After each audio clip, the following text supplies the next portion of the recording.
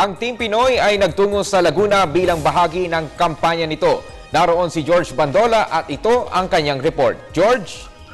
Ralph, pinuno ng mga nakakulay dilaw na t-shirt ng grounds ng bagong Calamba City Hall Complex sa Calamba City, Laguna.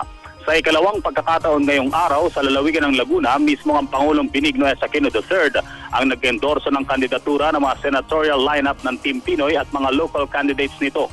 Maaga pa lang ay pinunuri ng mga nakadilaw na supporters ang Santa Cruz Plaza Open Grounds, Kapitolyo ng lalawigan ng Laguna.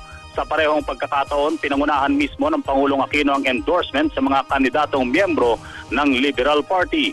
Sa Santa Cruz, Laguna, tanging sina Senators Loren Legarda, Risa Ontiveros at Jambi Madrigal ang nakarating at nanligaw sa mga taga-Laguna. Sa Calamba City naman, tanging sina June Magsaysay, Jambi Madrigal, Aquino at Sani Angara ang nakarating. Ipinadala namang representatives ni Mrs. Cynthia Villar ang anak na si Camille, habang si Luis Ontiveros naman, anak ni Risa, ang nakarating sa Calamba.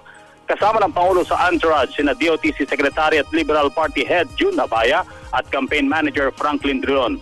Nagkakaisang isinulong ng mga taga-Laguna ang kandidatura ni 4th District Congressman Egay San Luis bilang gobernador ng lalawigan kalaban ni incumbent Governor E.R. Ejercito. Hindi alintana ng Team Pinoy ang sobrang init ng panahon para manligaw sa mga taga-Laguna.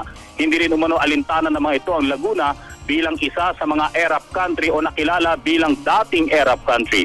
Naniniwala silang iboboto sila ng mga taga-Laguna para sa pagpapatuloy ng mga reforma at magandang pamamahala.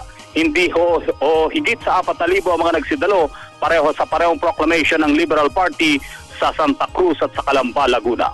Kasama si Ricky Reyes para sa Telebisyon ng Bayan, George Bandola. Maraming salamat, George Bandola.